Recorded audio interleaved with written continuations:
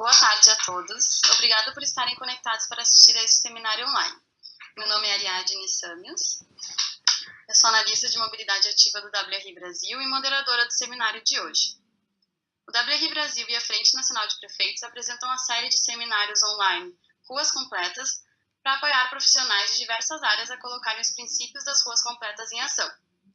Uma vez por mês, os seminários exploram um novo tema relacionado à construção de ruas mais saudáveis, seguras e equânimes.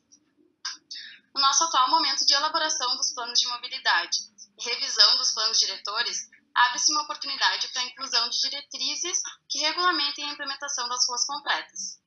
Por isso, no seminário de hoje, vamos falar sobre a inserção das ruas completas nesses instrumentos de planejamento urbano. Para aqueles que desejarem assistir o seminário passado, que tratou da medição de impacto das implementações das ruas completas, ou então os seminários que já ocorreram anteriormente, eles estão disponíveis na íntegra na aba Eventos do site wribrasil.org.br. Os nossos palestrantes hoje serão a Luísa Oliveira e o JP Amaral. A primeira apresentação será feita pela Luísa, que é coordenadora de desenvolvimento urbano do WRI Brasil. Ela vai apresentar o DOTS, que é o desenvolvimento orientado ao transporte sustentável, e o papel dos planos diretores para viabilizar as ruas completas nas cidades brasileiras. JP, coordenador da campanha de olho nos Planmobs, vai falar do contexto dos planos de mobilidade urbana no Brasil, das etapas que envolvem este instrumento e o aprendizado para garantir que os planos sejam elaborados e implementados e também considerem os conceitos das ruas completas. Antes da gente iniciar o seminário, eu queria avisar a todos que ao final teremos uma sessão de perguntas e respostas. Caso vocês tenham perguntas, por favor, enviem ao longo das apresentações. Vocês têm um painel destinado para isso à direita. Por favor, identifiquem se a pergunta for exclusiva para um dos palestrantes. As demais perguntas que não forem respondidas ao final do seminário poderão ser respondidas por e-mail. Então, agora eu desejo um ótimo seminário a todos e passo a palavra para a Luísa. Olá, boa tarde a todos. Vamos começar então. Aqui.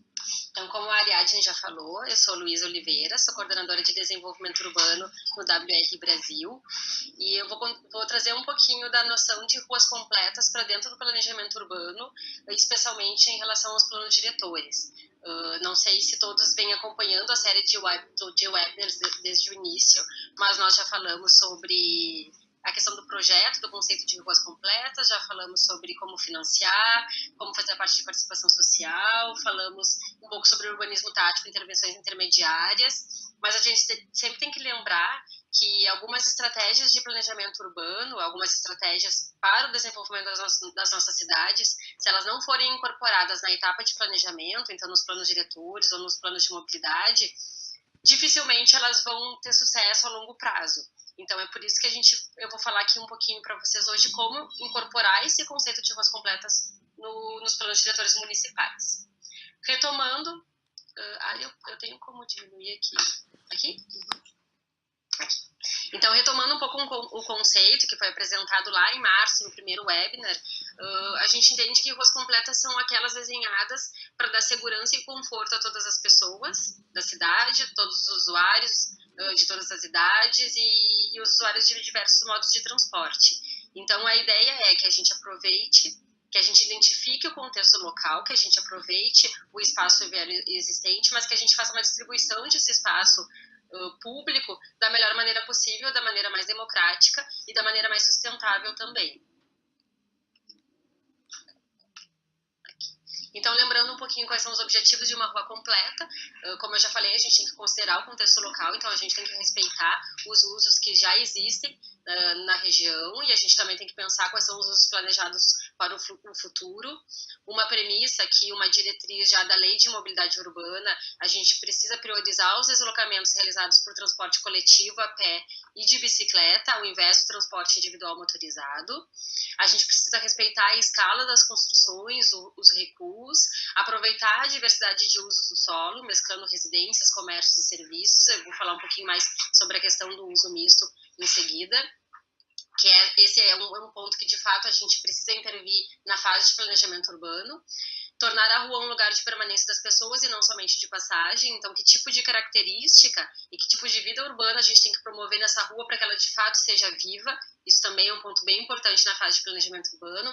E envolver os residentes e grupos da comunidade para entender o bairro e suas prioridades. Esse objetivo aqui da Rua Completa, ele é válido para qualquer atividade de planejamento urbano no município, né, que precisa ser realizado de forma democrática com a participação de todos os envolvidos.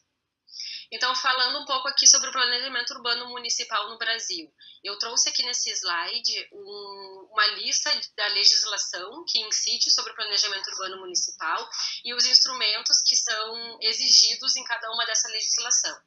Eu não vou falar sobre todos eles, aqui não é um webinar sobre planejamento urbano municipal, é sobre ruas completas, mas enfim, vocês vão ficar com esse slide e podem consultar toda essa legislação depois. Eu adicionei aqui embaixo também, além da legislação que incide diretamente numa exigência da criação de um instrumento de planejamento urbano municipal, eu inseri aqui o Código de Trânsito Brasileiro, que tem uma série de regulamentações que incidem sobre o espaço viário e sobre as ruas completas, e inseri também uma lei que é mais recente, de 2015, a Lei Brasileira de Inclusão às Pessoas com Deficiência, que traz diversas diretrizes que precisam ser incorporadas tanto no Plano Diretor Municipal quanto no Plano de Mobilidade Urbana. Então, aqui eu destaquei, eu vou falar um pouco mais para vocês como incorporar o conceito de ruas completas no Plano Diretor Municipal, e depois o JP ele vai entrar mais no detalhe no Plano de Mobilidade Urbana. Lembrando que o Plano Diretor Municipal ele é o grande guarda-chuva, ele é o grande instrumento de planejamento urbano dos municípios, e ele precisa estar em conformidade depois com os planos setoriais, que seria o plano de habitação, saneamento básico, resíduos sólidos e mobilidade urbana.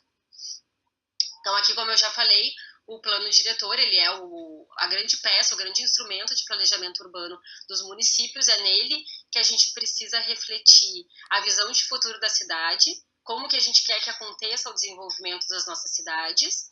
Então, ele tem esse papel estratégico, onde a gente vai estabelecer quais são os princípios de desenvolvimento do município e quais as diretrizes para esse crescimento. E ele também tem um papel normativo, então ele vai trazer uma série de normas, uma série de parâmetros que quando respeitados, vão atingir aquela visão de cidade que foi estabelecida no papel estratégico. E daí aqui eu trouxe dois conceitos que o WRI trabalha bastante e que eles são muito importantes na busca de uma cidade mais sustentável. O primeiro deles, que eu vou falar bastante para vocês hoje, é o conceito de DOTS, Desenvolvimento Orientado ao Transporte Sustentável, e vou trazer também o tema de toda essa série de webinars, que é o de ruas completas. Então, a ideia é que a gente entenda uma estratégia de desenvolvimento mais amplo, que se aplica na escala da rua como um todo, que é o DOTS, e que a gente entenda como que o conceito de rua completa, que se aplica numa escala um pouco maior, a escala da rua em si, como que isso se conecta numa fase de elaboração ou revisão de plano diretor. Então, falando, como a gente já falou muito nos outros webinars sobre ruas completas, eu vou focar um pouquinho mais no DOTS aqui. Então, o DOTS ele é uma estratégia de planejamento urbano que busca integrar o uso do solo ao transporte coletivo. Então, resumidamente, quando a nossa cidade ela vai se desenvolvendo, novas construções acontecem, novas pessoas vêm morar na cidade, outras pessoas nascem, enfim, a população vai crescendo, e o modo como essa cidade se desenvolve, o modo como ela cresce, pode variar muito. Então, uma cidade ela pode crescer de forma desordenada, de forma expandida, com baixas densidades, ou ela pode se desenvolver, por exemplo, que é a proposta da estratégia do DOTS, lá no entorno dos eixos de transporte de média e alta capacidade. Significa que a gente quer que mais pessoas morem perto da oferta desse transporte de média e alta capacidade. Mas não basta só adensar e construir no entorno desse eixo de transporte. É preciso que essa cidade, que está se desenvolvendo ao longo desse eixo, ela seja de qualidade. Por isso que o DOTS não é apenas a integração entre o uso do solo e o transporte coletivo, mas também que essas áreas elas tenham densidades adequadas, ou seja, a gente precisa considerar o contexto local, elas precisam oferecer às pessoas desse entorno uma diversidade de usos, precisa ser uma área atrativa, com vitalidade urbana, precisa ter habitação, comércio, serviços. As pessoas que moram nessas regiões, elas precisam ter acesso a oportunidades de emprego, lazer, áreas verdes. a gente precisa promover também uma mistura de perfis sociais, tem idosos, tem jovens, tem pessoas de classe mais alta, de classe mais baixa, enfim, favorecer a interação social para que esse espaço urbano não só ele seja sustentável ambientalmente, economicamente, mas também socialmente, que seja agradável para todo mundo que mora ali. Então, esse é o conceito geral do DOTS. Aqui nesse slide a gente vê todos os elementos que são fundamentais para que a gente pense a estratégia DOTS de forma integrada. Como eu já falei, não é apenas, aqui eu vou apontar para vocês, não é apenas ter as densidades adequadas no entorno do transporte coletivo de qualidade, mas também promover o uso misto do solo, promover o transporte ativo e priorizar o transporte ativo, criar um uso misto do espaço, onde a gente consiga formar algumas centralidades, algumas fachadas ativas, que a gente tenha também esses espaços públicos em infraestrutura verde disponível nessa região, no entorno do transporte, que a gente faça uma gestão do uso do automóvel. Esse é um ponto bem importante do DOTS, porque a gente já viu, tanto no Brasil quanto em experiências internacionais, principalmente na Europa, não basta a gente ter um transporte coletivo de qualidade e não basta as pessoas morarem próximo a esse transporte coletivo de qualidade. A gente também precisa ter algumas ações para fazer uma gestão do uso do automóvel e minimizar o seu uso. Tá? Depois também, uma outra característica importante do DOTS é a diversidade de renda. E a gente tem um exemplo, né, de Curitiba, que teve todo um desenvolvimento no entorno dos eixos de transporte coletivo, mas as pessoas que moram no entorno daquele eixo não são necessariamente aqueles que usam transporte coletivo de qualidade, que aí é justamente a falta da gestão do uso do automóvel e a falta do planejamento para uma diversidade de renda. Então, são pontos bem importantes. Então, agora, como que só fazendo um ponto aqui, como o webinar é de ruas completas, a gente vê que vários desses elementos têm relação com a questão das ruas completas, né? Tanto a questão do transporte ativo priorizado, mas também da qualidade do espaço urbano, a questão dos espaços públicos, a infraestrutura verde, a questão da gestão do uso do automóvel, então, utilizar o espaço público de uma forma mais democrática e mais justa, dando prioridade às pessoas e aos transportes ativos e não só ao automóvel, a questão das centralidades e fachadas ativas, que são um ponto muito importante também nas ruas completas. Então, aqui só para mostrar que realmente o conceito de DOTS está muito vinculado ao conceito de ruas completas, mas são escalas um pouco diferentes. Então, o WRI desenvolveu nos últimos anos, uma estratégia, uma metodologia para que a gente consiga inserir a estratégia do DOTS no plano diretor. Porque tem algumas coisas de DOTS que são de projeto e tem outras coisas que são de planejamento urbano. O que a gente percebeu na nossa experiência é que é muito difícil a gente conseguir implementar com sucesso um projeto DOTS numa cidade se o planejamento urbano, se o plano diretor já não incorpora essa estratégia desde o princípio. Então, a gente criou essa metodologia para ajudar as cidades a incorporarem essa estratégia na revisão dos seus planos diretores. E essa metodologia diz o quê? Que a gente precisa agir em cima de três princípios que são aplicados na escala da cidade como um todo, que apesar do DOTS prever o desenvolvimento no entorno do eixo de transporte, existem alguns princípios que precisam ser aplicados em toda a cidade para que possibilitem o sucesso daquelas ações no entorno do eixo de transporte. Eu vou entrar um pouquinho mais em detalhe nos princípios em seguida. E também a gente tem 8 ações que vão ser efetuadas ali sim na área do DOTS, no entorno do eixo ou da estação. O que é isso? A gente traduziu aqueles elementos mínimos do DOTS em ações para serem implementadas no plano diretor. Então, o conjunto desses princípios e dessas ações vão possibilitar a realização daqueles elementos do DOTS na realidade. Tá? Então, começando com os princípios. O princípio número 1, a gente precisa incluir nos nossos planos diretores ações para controlar a dispersão urbana e promover um crescimento qualificado. Ou seja, a gente não pode promover a dispersão urbana no plano diretor. A gente tem que ter um perímetro bem definido e zonas de expansão bem definido. E a gente só pensa em expandir o perímetro urbano se aquele perímetro existente se ele não comportar mais o crescimento da cidade. Enquanto tiver áreas livres, áreas subutilizadas, imóveis vazios, terrenos baldios no meio da cidade e com infraestrutura, são essas as áreas que a gente precisa ocupar antes de expandir o perímetro urbano. Então, algumas ações para responder ao princípio 1 de crescimento urbano compacto das cidades. Definir estrategicamente o perímetro urbano, promover o crescimento vertical nas áreas que já têm bastante infraestrutura disponível, combater os vazios urbanos, controlar o crescimento horizontal e, quando necessário, planejar a estrutura e prever os sumiços e adensamento adequado nas novas áreas, nas áreas de expansão urbana. O segundo princípio é a questão da infraestrutura conectada, ou seja, a gente tem que otimizar o uso da infraestrutura e reduzir a necessidade de deslocamentos. Se já houve um investimento de recursos públicos para trazer infraestrutura de saneamento, de mobilidade, etc., para determinadas áreas, o uso dessa infraestrutura precisa ser otimizado. Então, as pessoas precisam morar lá perto, precisam trabalhar lá perto dessas infraestruturas, ao invés de morar em áreas que são desprovidas desses serviços. Então, as ações aqui seria determinar os parâmetros de incomodidade. Por quê? Porque se a gente está falando que mais pessoas vão morar junto e que a gente vai misturar usos, a gente precisa saber que tipo de uso incomoda o outro para evitar conflitos quando a gente adensa mais a cidade. Definir os eixos para adoção do DOTs, então se a gente quer conectar, a gente quer desenvolver lá onde tem infraestrutura, a gente precisa identificar esses eixos providos de infraestrutura.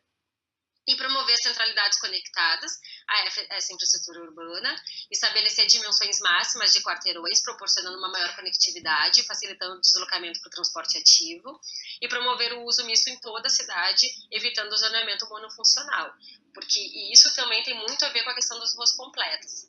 Se eu moro num bairro, eu não tenho uma padaria perto, não tenho uma farmácia, não tenho a creche para os meus filhos, e tudo é muito longe, e a rua não é atrativa para que eu ande de bicicleta ou para que eu ande a pé, eu vou acabar pegando o carro todo dia e vou pegar o carro para comprar o pão na padaria, para ir na farmácia, para levar o meu filho no colégio. Se essas necessidades básicas são atingidas num raio que eu possa ir a pé ou de bicicleta, eu já posso optar por deixar o carro em casa e usar esses meios mais sustentáveis. Por isso que a gente indica que toda a cidade tem um uso misto, claro, a partir da determinação desses parâmetros de incomodidade. O terceiro princípio, então, é a gestão coordenada, que é uma gestão da valorização da terra. O que acontece?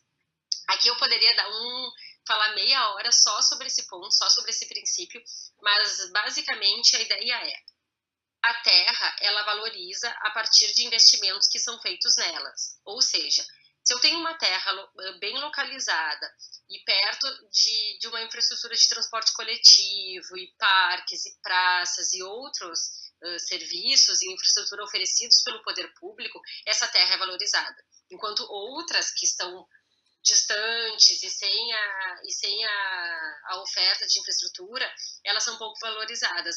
A ideia da gestão coordenada é que a gente possa gerir essa valorização da terra que aconteceu a partir de investimentos públicos ou privados e fazer uma distribuição dessa valorização para que toda a cidade possa beneficiar desses investimentos.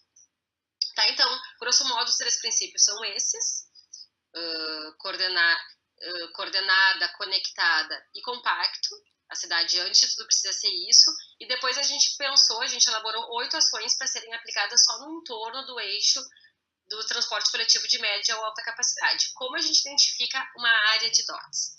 Quando a gente está falando em transporte sobre rodas, ônibus, onde as estações são mais próximas umas das outras, a gente faz uma área de influência no entorno desse eixo de transporte coletivo de mais ou menos de 500 metros a 1 quilômetro. Por quê? Porque essa é a área que as pessoas poderiam acessar o eixo de transporte coletivo ou de bicicleta ou a pé.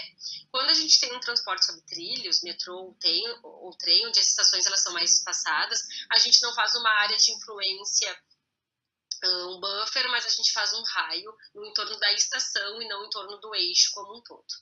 Tá? E aqui é bem importante, num processo de revisão de plano diretor ou de elaboração de plano diretor, a gente precisa pensar na infraestrutura que já existe, mas também naquela infraestrutura planejada, que depois o JP vai falar um pouquinho mais sobre planos de mobilidade urbana. Olha como a gente está de tempo. Então, tá bem? Qualquer coisa me interrompe. Então, as 8 ações. A primeira ação a ser efetivada no entorno desse eixo de transporte coletivo de média e alta capacidade é intensificar o adensamento e o uso do solo ao longo dos eixos e no entorno das estações de transporte coletivo. Isso é basicamente aquilo que eu falei, a gente quer adensar lá onde a gente tem infraestrutura disponível e a gente não quer adensar, a gente não quer crescer lá onde a gente não tem a infraestrutura disponível. Para isso, o que a gente faz? O plano diretor ele tem que priorizar o desenvolvimento de projetos no entorno desses terminais e incentivar a construção de empreendimentos de uso misto integrados às estações.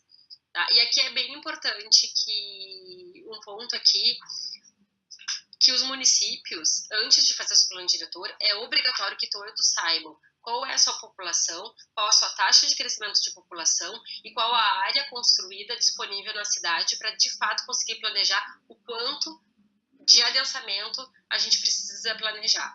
Tá? E isso que precisa ser planejado que seja feito ao longo dos eixos de transporte coletivo. Segunda ação, combater a ociosidade do uso do solo em áreas com oferta de transporte coletivo. Como eu falei, em todas as cidades brasileiras a gente tem áreas muito bem localizadas, que tem infraestrutura de transporte, de saneamento e etc., mas que elas não são utilizadas. Então, tem muita questão da especulação imobiliária, terrenos vazios ou prédios vacantes que precisam ser utilizados, eles precisam ter a sua função social acontecendo. Então, o plano diretor ele tem que prever esses instrumentos, por exemplo, o aproveitamento compulsório, o IPTU progressivo no tempo para evitar a especulação imobiliária nos eixos, a demarcação de ZEIs, zona especial de interesse social e etc. A terceira ação, diversificar o padrão de moradia. Como eu já falei, não adianta só a gente ter só um padrão de moradia. Primeiro porque a diversificação do padrão, ela traz uma mistura social que é interessante para as cidades, ela ajuda na questão da vitalidade urbana e ela traz mais oportunidades para que aquelas pessoas que não têm acesso a moradia bem localizada, elas possam morar próximas de uma área de transporte, com oferta de transporte coletivo de qualidade. Então, o plano diretor ele pode, e eu diria mesmo deve, prever algumas ZEIs, zonas especiais de interesse social, junto a esses corredores, para garantir essa diversificação do padrão social, e também pode instituir algumas contrapartidas sociais a grandes empreendimentos a serem construídos na implantação do DOTS. Esse é um ponto que eu não entrei no detalhe também. O plano diretor ele pode estabelecer algumas obrigações, algumas regras, mas ele também pode oferecer, implementar alguns incentivos aos empreendedores imobiliários. Então, por exemplo, aquele empreendedor imobiliário que queira construir habitação de interesse social, ele pode receber um desconto na cobrança da outorga onerosa do direito de construir ou outros tipos de negociação. Quarta ação, integrar o espaço privado ao espaço público em favor do pedestre. Essa é uma ação que tem muito a ver com o conceito de ruas completas. Então, o plano diretor ele deve prever incentivos nas áreas privadas para fachadas ativas e áreas de fruição pública associadas à exigência de larguras mínimas de calçada junto aos eixos de transporte público coletivo. Então, a gente sabe, acredito que todos vocês que estão aqui escutando esse webinar hoje sabem que é muito importante que existam olhos para as ruas. O Yangel já falava isso e a gente sabe que olhos para a rua mudam muito a nossa sensação de segurança no espaço público. Só que se a gente tiver uma rua onde não acontece nada dentro dos lotes ou a gente tem muros e grades, a nossa sensação de segurança é muito maior. O plano diretor ele pode prever incentivos para que a gente tenha fachadas ativas, ou se não tiver uma fachada ativa, que a gente tenha pelo menos uma permeabilidade visual entre os lotes e o espaço público. Quinta ação, promover espaços públicos de permanência e áreas verdes estratégicas. Como eu já falei, como a gente está tentando promover o adensamento no entorno de eixos de transporte coletivo de média e alta capacidade, a gente precisa trazer qualidade para esse adensamento. E uma forma de trazer mais qualidade de vida para o entorno desses eixos é promover esses espaços públicos de permanência e as áreas verdes. As áreas verdes elas têm um impacto muito grande na questão das ilhas de calor, na poluição do ar e, enfim, e na qualidade do espaço construído como um todo. Então, o plano diretor deve determinar que os projetos de corredores de transporte coletivo prevejam as calçadas largas e acessivas, favorecendo a fruição dos pedestres, e a qualidade dos espaços públicos no seu entorno. Lembrando, é claro, que o plano diretor, como eu falei, ele tem um papel estratégico e um papel normativo, ele traz uma série de normas, de parâmetros que precisam ser seguidas pelo investidor privado, mas também pelo poder público, né? A sexta ação, desestimular a utilização do automóvel junto aos eixos de transporte coletivo. Eu já falei sobre isso lá no começo, se a gente não tem um desestímulo da utilização, é difícil fazer essa transferência modal do automóvel para os modos mais sustentáveis. Então, o plano diretor pode reduzir o número de vagas nos usos residenciais, comerciais e de serviços, controlando a quantidade de áreas para estacionamentos. Hoje, a gente vê no Brasil uma série de planos diretores que exigem um número mínimo de vagas de automóveis nos empreendimentos imobiliários. Isso precisa ser pensado, porque se a gente vai construir um novo edifício perto de um eixo de transporte de média e alta capacidade, será que faz sentido exigir mínimo de vagas? Acho que não, né? Talvez o ideal seja exigir mesmo um máximo de vagas ou mesmo uma outra alternativa para muitos planos diretores é passar a computar essas vagas de garagem. Então, para aqueles que não sabem, muitos planos diretores no Brasil ainda consideram vaga de garagem área não computável no cálculo do CA, do coeficiente de aproveitamento das edificações. Então, passar a contar essa área como uma área computável é uma outra estratégia de desestimular a utilização do automóvel junto aos eixos de transporte coletivo. Penúltima ação, articular e conectar os equipamentos sociais à rede de transporte coletivo. Então, a gente quer ter serviços, a gente quer ter comércios, habitações, e a gente também quer equipamentos sociais no entorno desse transporte coletivo. Então, o plano diretor ele pode prever regras de aproveitamento de áreas públicas para a implantação de novos equipamentos sociais próximos aos corredores de transportes, inclusive em áreas residuais do próprio projeto do transporte coletivo. A última ação, então, fomentar espaços de suporte ao transporte cicloviário. Em contrapartida, como eu falei, quem sabe, a gente exige máximo de vaga de carro, ou a gente começa a computar uma área de carro, de estacionamento, como área computável mesmo. Em contrapartida, a gente pode fomentar o uso do espaço para suportar o transporte cicloviário. Então, o plano diretor ele pode exigir vagas de bicicletas e áreas de suporte para que os ciclistas tenham condição de funcionamento. Então, posso ter ducha disponível em edifícios comerciais para que as pessoas possam ir trabalhar de bicicleta e possam tomar um banho antes de trabalhar. A gente pode oferecer incentivos para que o empreendedor construa para ciclos junto aos acessos, ciclovias e ciclorotas no entorno, e etc. Então, esses foram os 3 princípios e as 8 ações para incorporar DOTS em planos diretores.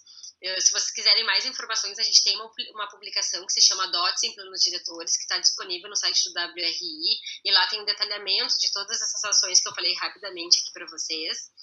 E eu gostaria de trazer agora rapidamente, 2 pontos, um ponto principalmente, que precisa ser pensado numa fase de elaboração de plano diretor, que é a questão da hierarquia viária e dos perfis viários. Então, historicamente, em diversos planos diretores no Brasil, a gente vê que as vias elas são classificadas e os perfis viários são apresentados nos planos diretores de acordo com a classificação funcional do Código de Trânsito Brasileiro. Então, essa hierarquia viária ela é utilizada para diferenciar as vias de acordo com os limites de velocidade, volume e tipo de tráfego de veículos. Então, as vias elas são classificadas, eu não vou entrar aqui no detalhe, em vias de trânsito rápido, vias locais, vias arteriais e vias coletoras.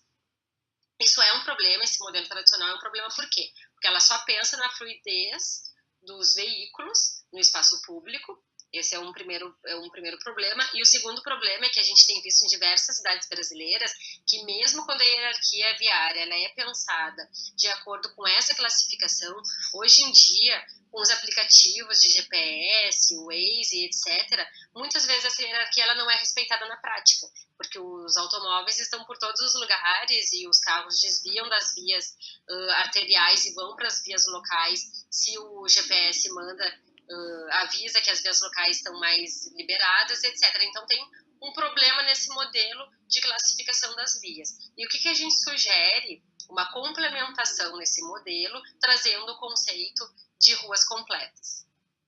Então, a ideia é que se faça uma classificação das vias, uma hierarquia viária, não apenas em função da capacidade de fluidez de veículos, mas que a gente considere também o contexto local e a vocação das ruas, então que a gente classifique em subcategorias que reflitam esses diversos usos e funções da via, além da fluidez do tráfego, e que a gente priorize a acessibilidade dos pedestres, ciclistas e usuários de transporte coletivo nessas regiões. Então aqui rapidamente eu trouxe um exemplo de Boston, que antigamente eles tinham um sistema de classificação funcional, como acontece na maioria das cidades brasileiras, que classifica as ruas em arterial, coletor e local, e hoje eles têm um novo sistema de classificação por tipo de via, considerando a vocação dessa via, e isso é algo que pode ser feito dentro do plano diretor.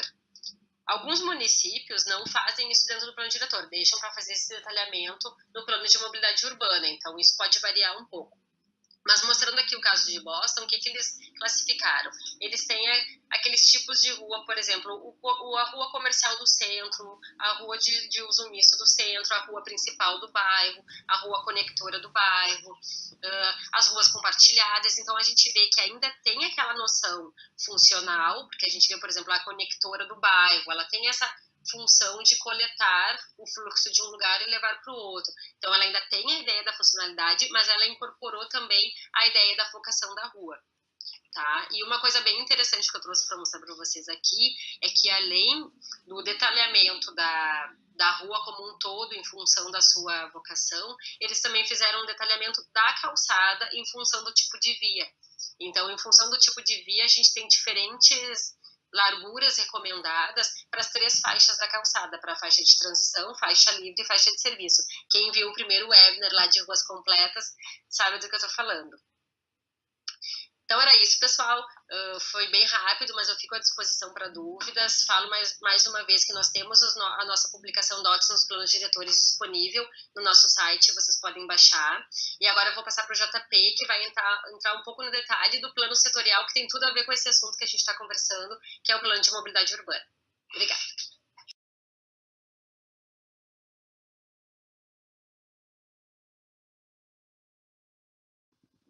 Oi, pessoal.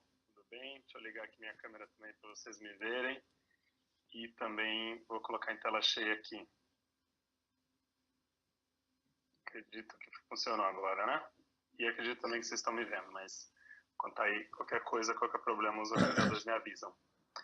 Bom, gente, boa tarde, eu sou o JP, eu sou um dos fundadores aí da rede Bike Anjo, e coordeno aí esse projeto que é o Bicicleta nos Planos. Há 3 anos que a gente está com esse projeto, idealizamos e montamos esse projeto, mas recentemente a campanha de Olho nos Planmóveis. Vou comentar um pouco disso tudo durante a palestra, mas foi muito bom a Luísa trazer o aspecto do DOTS aqui, porque ela passa por vários momentos aí de 3 grandes lições que eu queria passar sobre o planejamento urbano e a mobilidade das nossas cidades, principalmente com experiência. Essas lições, né, que eu vou trazer aqui são com experiências, vivências e conversas que a gente tem feito dentro desse projeto, que é focado nos planos de mobilidade urbana e rodando aí todas as regiões do Brasil e realmente observando o que tem acontecido e quais são os grandes gargalos. Assim. Então, 3 grandes lições que a gente tem percebido para isso e perpassa muitas coisas que a Luísa trouxe. Então,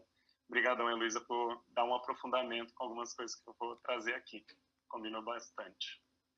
Bom, primeiro contexto para falar, obviamente, já sabem aí, mas só para enfatizar quem ainda não está ciente, a gente teve uma primeira oportunidade aí para a gente começar esse nosso trabalho, foi a Política Nacional de Mobilidade Urbana, né, que saiu em 2012, e que estabelecia que municípios acima de 20 mil habitantes, também outros municípios como região metropolitana, de interesse turístico e outras características, tenham que fazer um plano de mobilidade urbana para acessar recursos, e o prazo atual agora é abril de 2019, né? E nesse plano de mobilidade, justamente por ter que atender as diretrizes da política nacional, tem que dar essa prioridade a ciclistas e pedestres. Mas no prazo inicial, o primeiro prazo foi lá em 2015, né? Então eles tinham 3 anos para fazer o plano.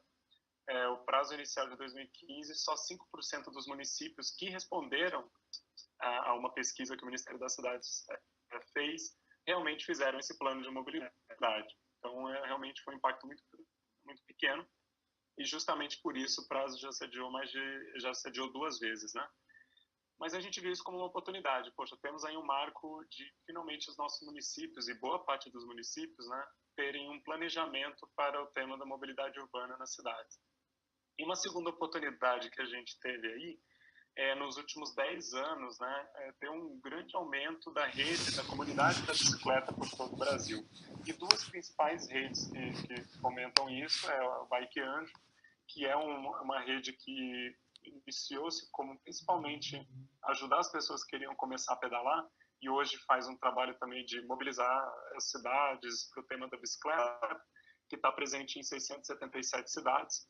E também a UCB, que é a União de Ciclistas do Brasil, e que é um agregado de associações, coletivos, instituições, até mesmo empresas que atuam no tema da bicicleta ou incidem pelo tema da bicicleta. E aí estão espalhados também por todo o Brasil, são mais de 60 instituições hoje.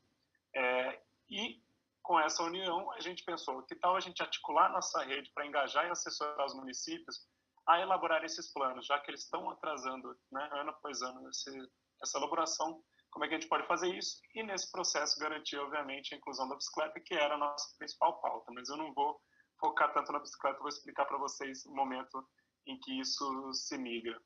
E com isso, então, a gente criou esse projeto, que tinha uma cara de campanha inicialmente, que é o Bicicleta nos Planos.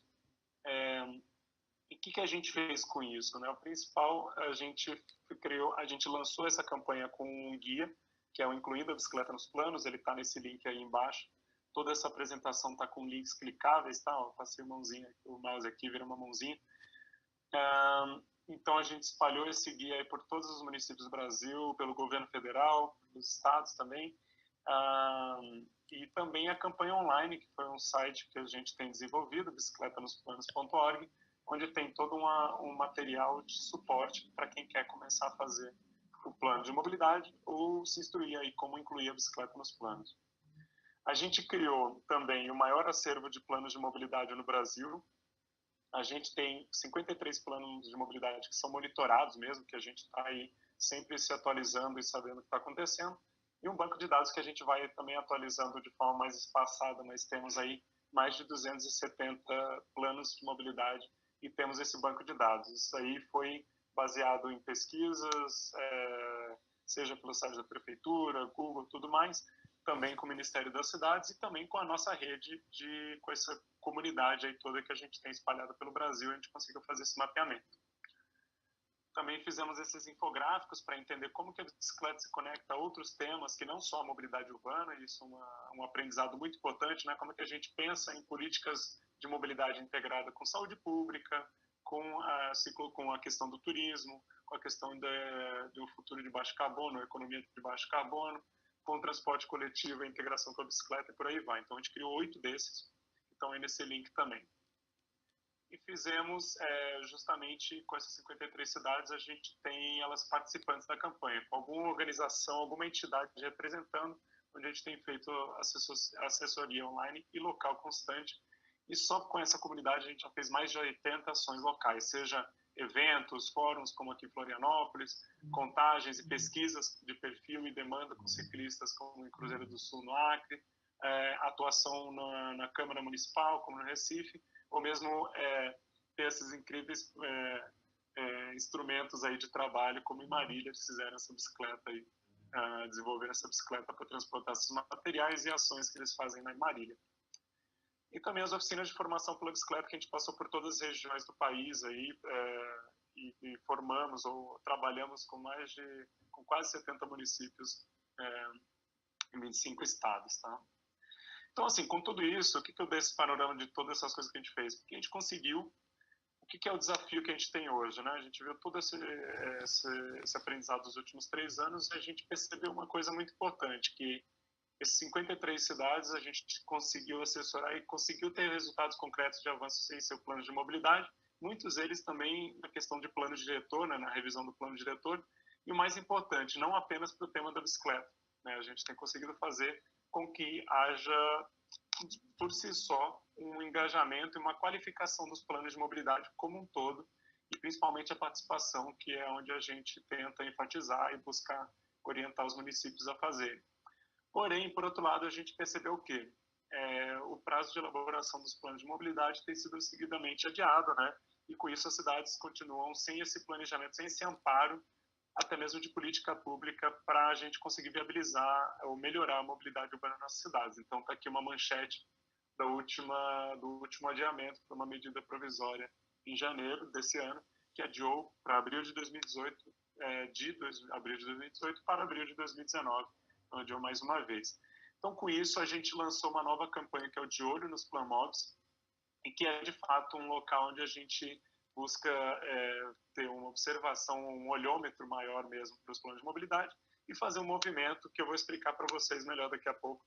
É um movimento para que a gente garanta que o prazo não seja adiado mais uma vez e os municípios, de fato, atendam esse prazo de abril de 2019. Curiosamente, hoje, faltam 200 dias para que esse prazo acabe, né? 12 de abril de 2019. Mas eu vou fazer a pausa, então, aqui sobre essa campanha para falar de todo esse aprendizado aqui que a gente teve. Quais são essas 3 lições para o planejamento urbano e a mobilidade urbana nas cidades? É o tema que eu queria falar aqui para vocês. Primeiro, que foi uma boa coincidência aí que teve um artigo do WRI falando que mobilidade não é sinônimo de transporte. E para mim, a primeira lição tem muito a ver com o que a Luísa falou, com todo o conceito do DOTS. Mobilidade urbana não é transporte, né? A gente teve esse avanço, ou se popularizou o termo mobilidade urbana, mas eu acho que pouca gente tem compreensão, ou mesmo tenta entender qual que é a diferença disso, e acaba sempre olhando para o transporte em si, e não para a mobilidade urbana. E esse artigo aqui, que também está linkado aqui para vocês lerem, fala um pouco sobre o contexto de a gente ter um olhar mais sistêmico, o sistema mesmo de transporte conectado também com calçadas, com a qualificação do espaço urbano. Porém, eu acho que tem uma coisa muito importante para enfatizar numa outra matéria aqui, do professor Paulo Rezende, da Fundação do Cabral, que ele também coloca isso. Transporte não é apenas parte das soluções para a mobilidade urbana. E aí tem essa citação aqui, que em resumo, ele está falando o quê? Que mobilidade urbana não pode só pensar em criar ou expandir sistemas de transporte, fazer mais metrô, fazer mais linhas de BRT ou de ciclovias, o que for, mas principalmente tem que ser um conjunto de ações que passam pelo uso e ocupação racional do solo. E então, basicamente, como as cidades são ocupadas, né, como elas são adensadas, que tem tudo a ver com o que a Luísa acabou de falar.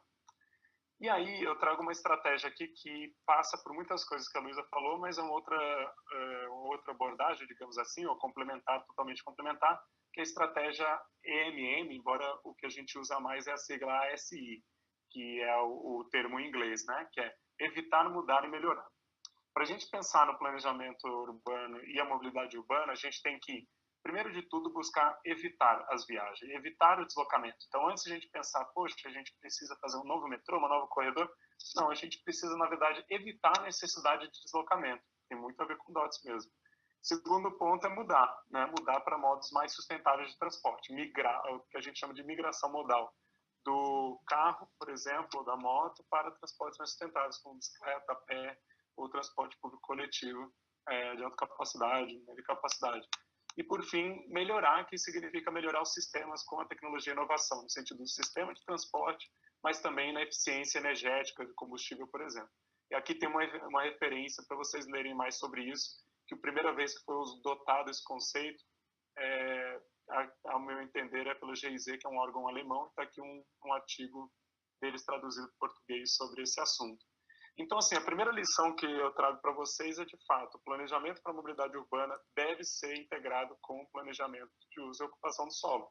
E a revisão do plano diretor é um ótimo instrumento para isso, é o melhor ambiente para a gente poder fazer isso, né? A segunda lição é com relação a uma questão muito enfática que a gente traz, principalmente quando a gente discute ciclovia ou bicicleta, política da bicicleta.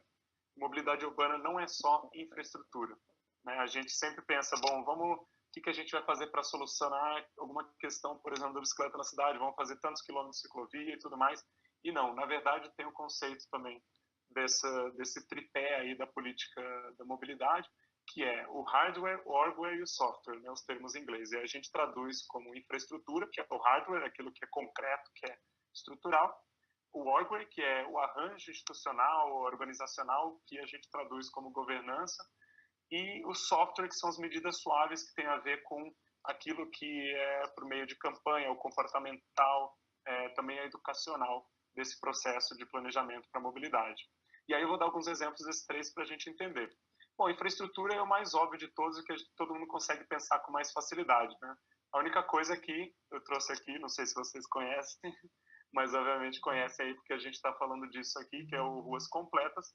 A gente tem esses velhos modelos que são, né, construir mais viadutos para ter mais carros, e agora a gente está tendo esses novos modelos de infraestrutura, como é o conceito do Ruas Completas, e está aqui um exemplo e a referência para vocês olharem melhor, mas obviamente todo esse seminário está passando por um conteúdo sobre isso. Então, infraestrutura é isso, né, esse concreto. Agora, governança, para mim, é a parte mais importante e que muitas vezes a gente não presta tanta atenção como planejamento urbano. A gente até faz muito dessas medidas, mas geralmente elas não estão previstas dentro do plano de mobilidade urbana. Então, o que é? O primeiro, um dos elementos de governança para mim, por exemplo, que são os marcos legais que podem causar mudanças sistêmicas e geralmente não custa nada, né? Para o prefeito não é estrutura, não precisa de orçamento, então não tem essa desculpa de falta de recursos. Por exemplo, políticas de polos geradores de tráfego, né? Organizar, o Luísa mencionou muito isso, como organizar os grandes centros empresariais e criarem políticas. Uma delas, exatamente que a Luísa mencionou muito e eu enfatizo, esse segundo ponto, que é o máximo de vagas para carros, né, e nessas edificações, nesses centros empresariais. Então, estabelecer um máximo de vagas e um mínimo para bicicletas, um mínimo de vagas para bicicletas em edifícios, em estacionamentos e mobiliário urbano. Isso aqui está tudo linkado com políticas ou exemplos que tem aqui, nesse caso de São Paulo. Outro tipo, qualificação urbana atrelada ao licenciamento ambiental. A partir do momento que você fala todo empreendimento tem que passar por um licenciamento ambiental, e aí tem lá uma série de critérios de qualificação urbana, como, por exemplo, incluir uma calçada mais qualificada, uma ciclovia, por exemplo, que é o que acontece no Rio de Janeiro e também em Porto Alegre. Isso também você consegue influenciar substancialmente uma mudança sistêmica em toda a qualificação urbana aí da cidade. Também temos aí uma questão muito importante que foi falada pela Luísa, da política de combate à gentrificação entre centros urbanos. Ou seja, se você pensar em só fazer infraestrutura, você vai lá e constrói uma estação de metrô. O que acontece? Naturalmente, processo de gentrificação. Começa a ficar mais caro o lote no entorno, as pessoas vão se afastando daquela estação de metrô e começa a demandar mais e mais deslocamentos. E lembra, então, que a gente tem que evitar. Então, uma das formas de evitar, por meio de governança, um arranjo legal, é justamente política de combate à gentrificação, como fez Paris, que, por exemplo, obrigou todo proprietário que quer colocar para vender o seu imóvel, ele tem que oferecer primeiro para o Estado, para o governo. E o governo tem o direito de comprar, tem o direito, né, de prioridade aí para comprar, justamente para poder fazer programas de habitação social nos centros urbanos.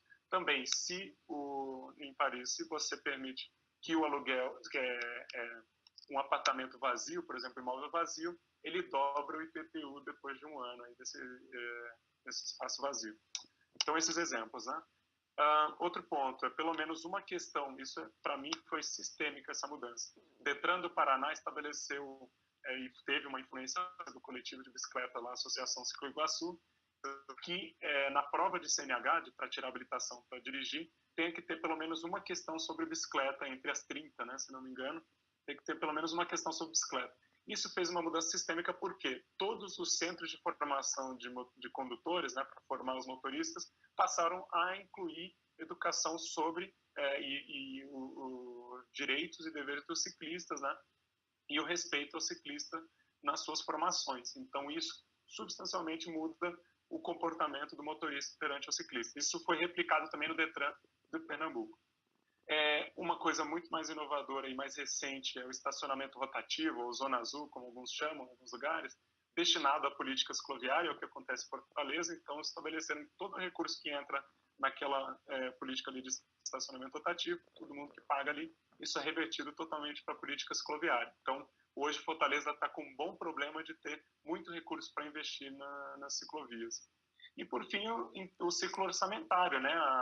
Você está sempre olhando para o plano plurianual, de diretrizes orçamentárias, ou o orçamento orgânico anual, para você estabelecer o ciclo orçamentário pensando na mobilidade. Tem que estar conectado com o planejamento urbano. Esse é um tipo de governança mais longo, aí, por isso essa listinha. Mas, por exemplo, planejamento participativo, ou o que a gente gosta de chamar compartilhado, porque você compartilha e constrói junto mesmo, é uma estratégia de governança muito importante para quê? Para controle social. O prefeito da sociedade, que talvez hoje está apoiando o tema de mobilidade urbana, ele vai sair daqui a 4 anos ou 8 anos no máximo, mas a sociedade não muda, né? A sociedade continua lá. Então a gente tem que dar esse suporte e esse controle social e criar esse espaço de diálogo, como é o caso de Belo Horizonte, que criou o GT Pedala BH, um grupo de trabalho mensal, e constrói junto com a prefeitura, porque eles que vão conseguir manter e garantir que a política seja continuada após a mudança de gestão, e não vire uma política só de governo, vire uma política de Estado. Eventos e fóruns têm um papel fundamental para discutir e pensar que não é só um evento para a gente comemorar ou ter palestras e conteúdo e aprender sobre o assunto. Não, é um espaço importantíssimo para você fazer a incidência sobre o tema. Por quê? Porque é o lugar onde você traz atores diferentes, prefeitura, sociedade civil, universidades, e você discute as demandas e soluções conjuntamente.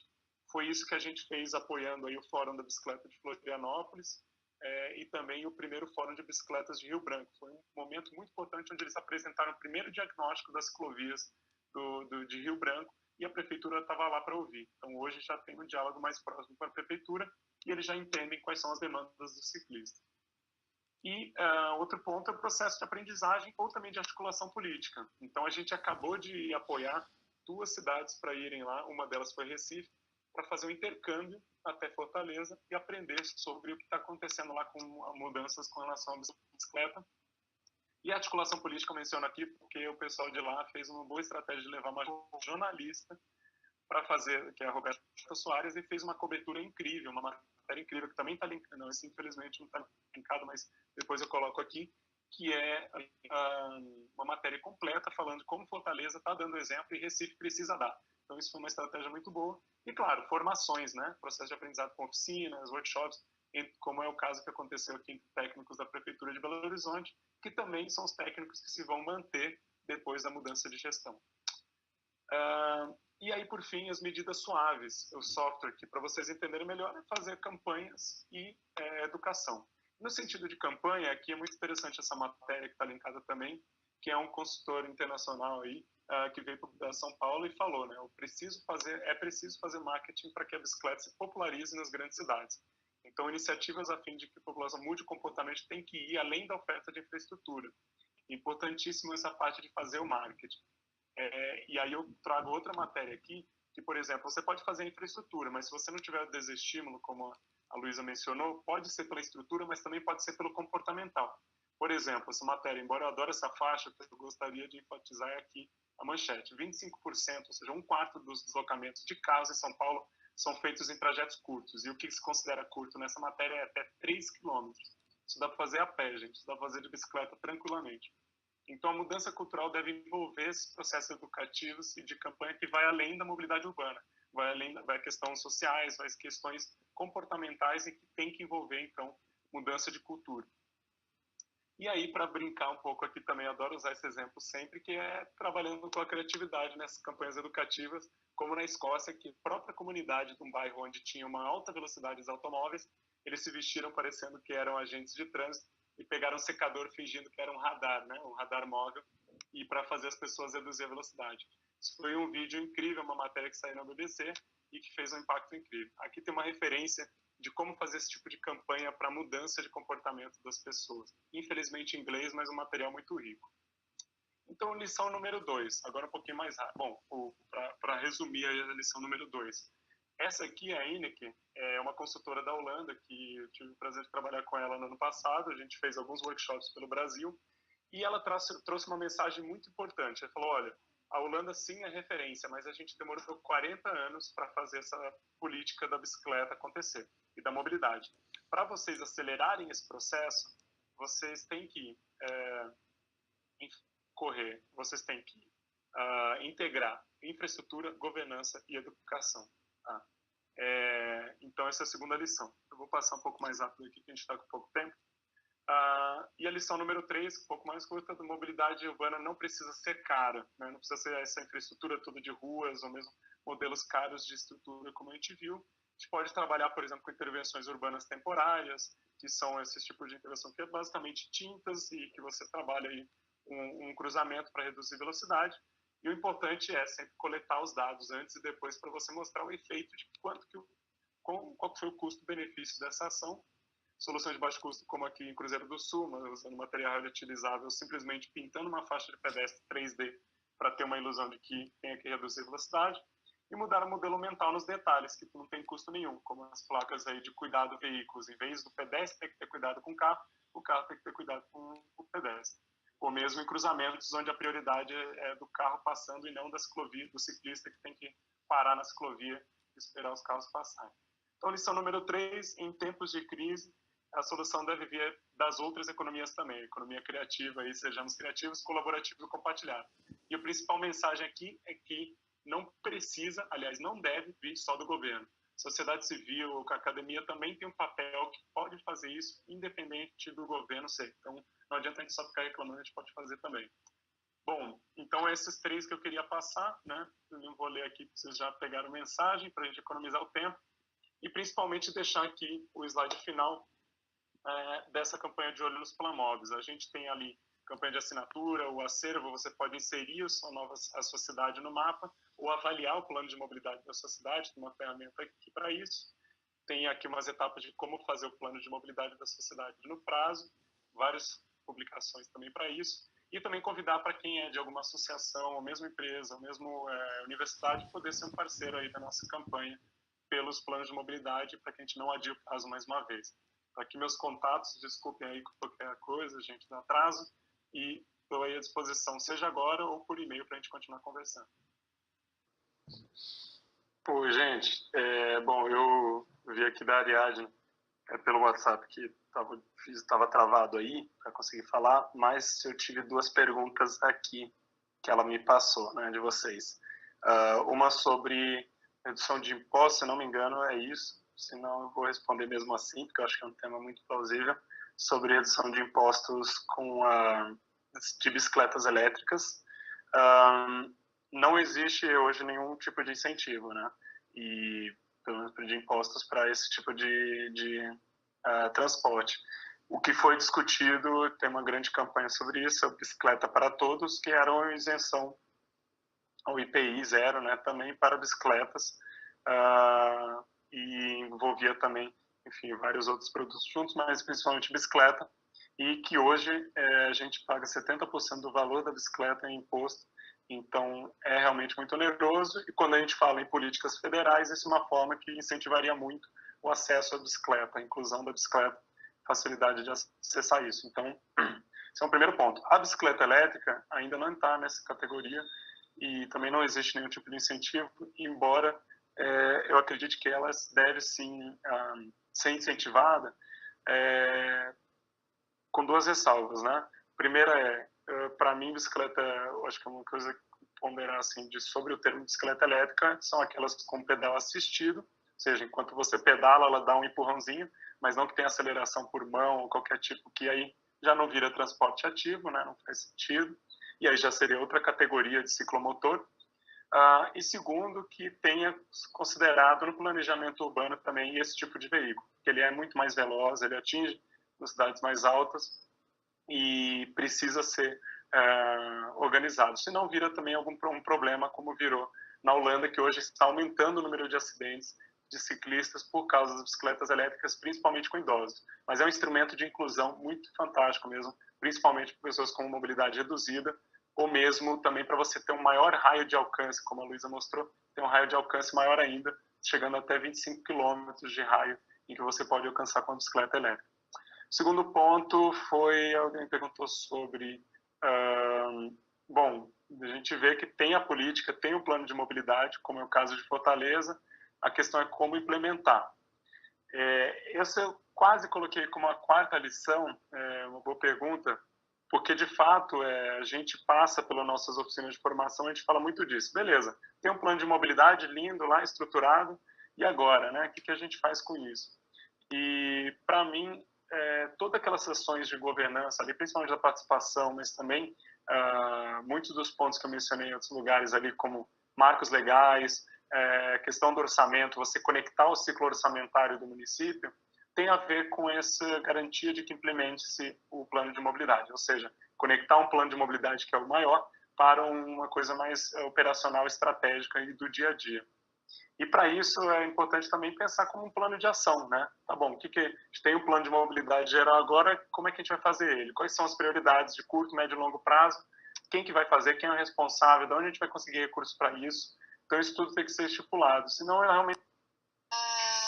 Quem está aqui ainda, a gente teve um problema com a plataforma, mas, bom, o JP estava terminando de responder as 2 perguntas. Eu acho que ele ainda não entrou. Então, enquanto isso, eu vou pedir para a Luísa responder 3 perguntas que nós tínhamos selecionado. Pronto, agora o JP voltou. Eu vou tornar ele apresentador para ele terminar de responder a pergunta dele. Oi, JP, tá nos ouvindo? Opa, tô ouvindo sim. Tá, agora nós voltamos. Beleza. Bom, eu fui respondendo, não sei o que tem, mas acho que tem algumas pessoas aí ainda, né? Isso, as pessoas estão voltando. Mas foi daqui ou foi aí que caiu isso? Foi aqui, não, foi o problema aqui do nosso computador.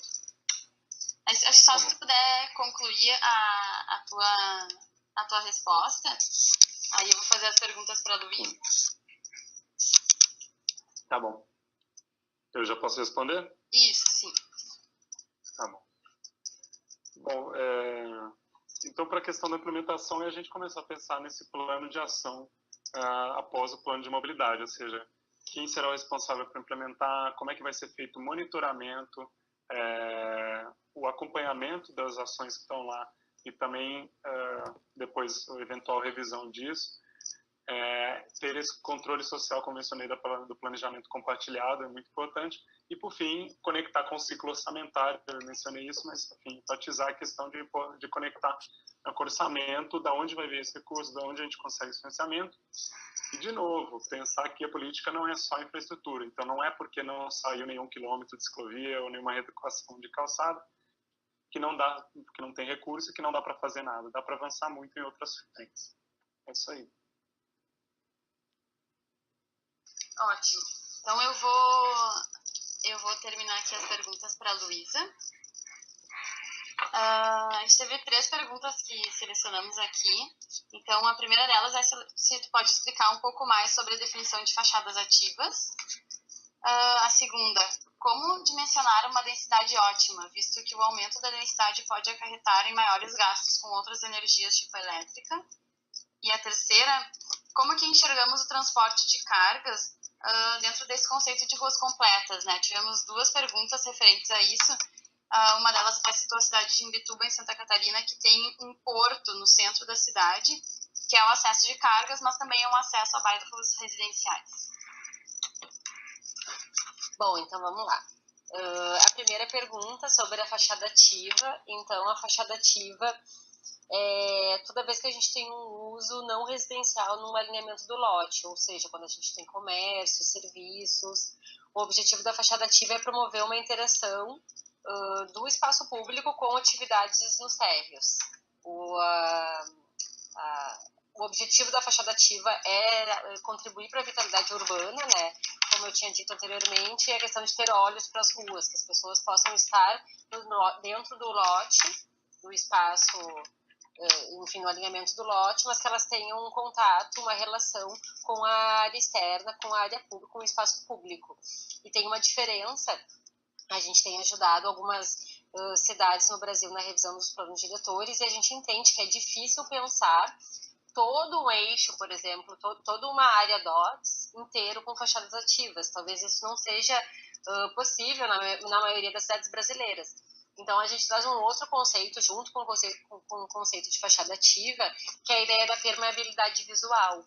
Então, o ideal é ter uma fachada ativa, ou seja, quando eu tenho algum uso não residencial, um uso ativo, comércio, serviço, no alinhamento do lote. Quando isso não é possível, a gente também pode incentivar a permeabilidade visual. Ou seja, eu posso ter um uso residencial na área privada, né, no alinhamento do lote, mas aí que não tenha um muro fechado para a área pública, que eu tenha um espaço engraçado, que as pessoas que estão dentro do lote possam ter o contato pelo menos visual com o espaço público. Sobre a segunda questão, como dimensionar a densidade ótima, né? Essa é uma excelente pergunta, não é fácil, é uma atividade difícil a ser feita e precisa ser considerado o contexto local. Então, para pensar, para dimensionar a densidade ideal ou a densidade adequada do DOTS, a gente tem que considerar, entre outros fatores, pelo menos a questão do patrimônio histórico existente, que precisa ser preservado, as áreas ambientais, as áreas verdes, as áreas de proteção, as áreas de risco, então lugares onde tem riscos de deslizamento ou inundação ou outros riscos, a gente não pode adensar, né? Muitas vezes não pode construir. E a questão da capacidade da infraestrutura existente ou planejada. O que a gente tem visto no Brasil é que muitas áreas urbanas têm capacidade de adensamento, então tem uma oferta de infraestrutura que pode atender mais gente e não atende. Então, infraestrutura subutilizada. A gente vê isso muito nas nossas cidades. E quanto à questão de quanto mais denso, maior gasto com energia, eu não concordo com essa afirmação, ela não é 100% correta. Por quê? Porque as pessoas precisam morar em algum lugar.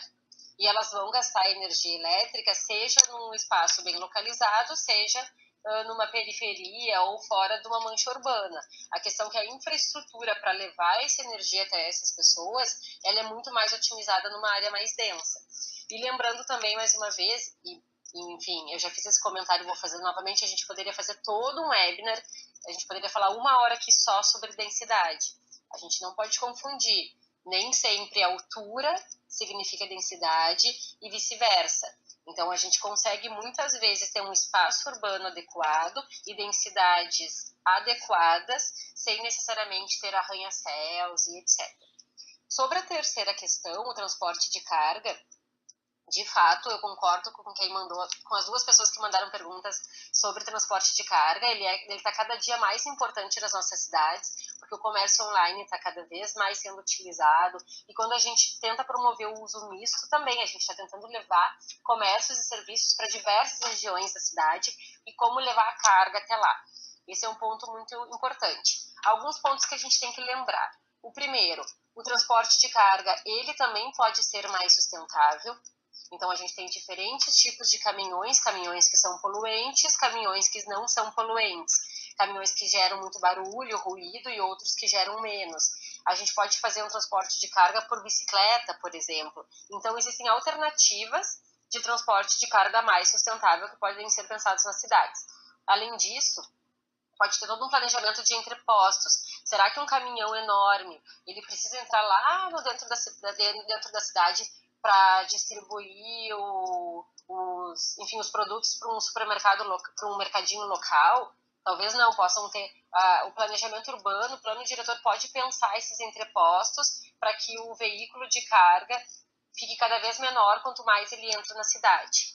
E a última questão é que sim, com certeza, a carga também faz parte da rua completa. Se a gente pensa que a lógica da rua completa é atender todo mundo dentro daquele espaço urbano disponível, de forma democrática, onde a gente tem a necessidade de transportar a carga, a rua completa pode contemplar esse modo e que ele conviva de forma segura e agradável com os outros modos de transporte. E lembrando que a carga, ela é apresentada naquela pirâmide de priorização da Lei de Mobilidade Urbana e ela deve ser priorizada antes do transporte individual motorizado. Então, às vezes, repensar essa questão da priorização ao transporte individual motorizado e pensar um pouco na carga é a função do plano diretor, é a função do plano de mobilidade. Espero que eu tenha respondido bem as 3 questões e qualquer dúvida eu fico à disposição por e-mail.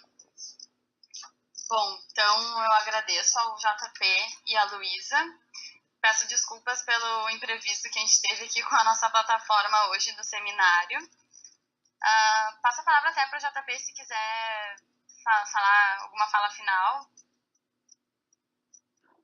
Não, acho que é só agradecer também a WRI pela parceria de sempre, por apoiarem também a campanha de Olho nos Planos Móveis e convidar todos vocês aí também a acompanharem o processo do plano de mobilidade da cidade de vocês, seja para elaborarem até abril de 2019 ou para a gente começar a implementar, como foi a questão aí. Obrigado pela oportunidade e para quem não viu, meu e-mail é simplesmente jp@bikeanjo.org.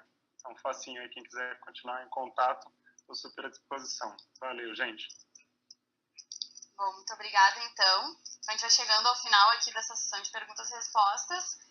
Obrigada a todos que assistiram esse seminário Ruas Completas no Planejamento Urbano. O próximo seminário, ele vai ser o último dessa série, vai acontecer no dia 29 de outubro, também nesse mesmo horário. A gente vai falar sobre a viabilização de projetos e implementação das ruas completas do ponto de vista de processo, planejamento e engajamento. As inscrições para esse nosso último seminário já estão abertas, a gente convida todos para se inscreverem. Vocês vão receber esse link por e-mail e também podem acessar ele aqui, esse link que vocês estão vendo na imagem. Fique à vontade também para compartilhar com colegas, amigos e todos que possam se interessar pelo tema. Caso tenham qualquer dúvida ou sugestão, por favor, enviem e-mail para ruascompletas@wri.org. E desejo um ótimo dia a todos e espero encontrá-los novamente no dia 29 de outubro. Muito obrigada.